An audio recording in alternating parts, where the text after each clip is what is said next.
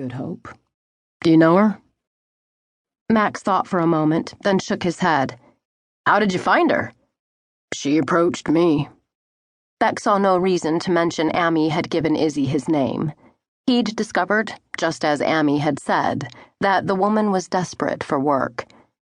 He'd hired her, figuring whatever she came up with was bound to be better than boring white walls.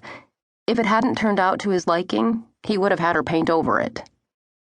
She's good, Max said, with what appeared to be genuine admiration. These changes give Muddy Boots a modern feel. Beck hadn't been keen on the cafe's name and had seriously considered changing it, but the place had been Muddy Boots for over 40 years. Everyone but him seemed to love the name. The reaction of patrons to the mural and the paint has been overwhelmingly positive. But really, anything would have been an improvement over what was here. Last summer, when Beck had walked into the cafe, he'd been stunned. The pictures the realtor had emailed him prior to the purchase had been heavy on the quaint exterior, the large windows facing the main street, and a new crisp blue awning over the cafe's name, and the trademark bright red boots. The interior shots had primarily focused on the recently updated commercial kitchen. Nothing had prepared him for the 1970s decor in the dining area. The formica-topped tables and yellow vinyl chairs were acceptable in the short term. Likewise, the gray-tiled floor might be scarred from years of wear, but would do until he found time to get hardwood down. But it was the wallpaper, a hideous coffee pot pattern in harvest gold and mud brown, that had to go.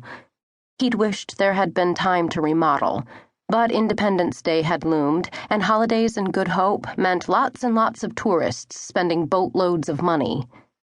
Beck had settled for having a crew come in and remove the wallpaper. Since he hadn't yet decided what he wanted to do with the interior, he'd had the walls painted white. The neutral color ended up being the perfect backdrop for Izzy's blue rain splatter.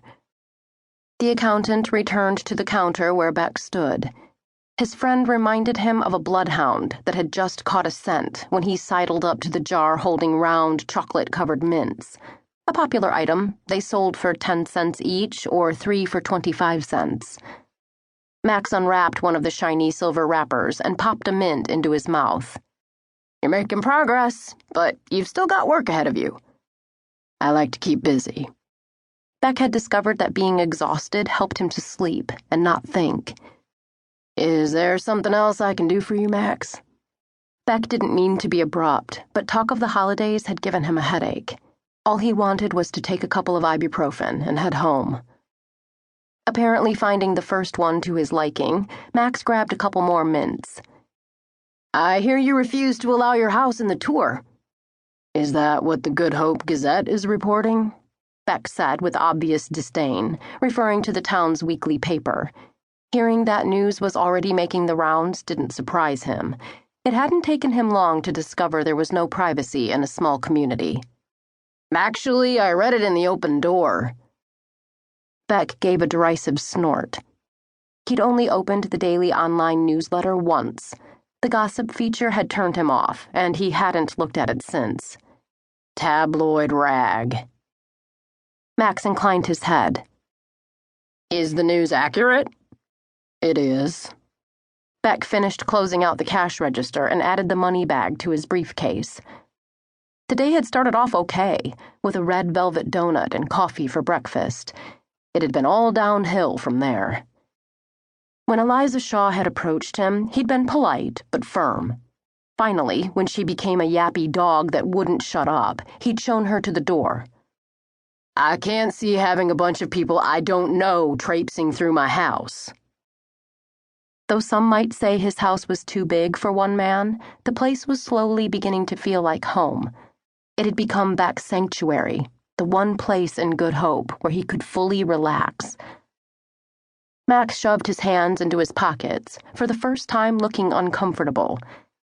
The thing is, it's... Stop right there. Beck cut him off before he could finish. Be warned.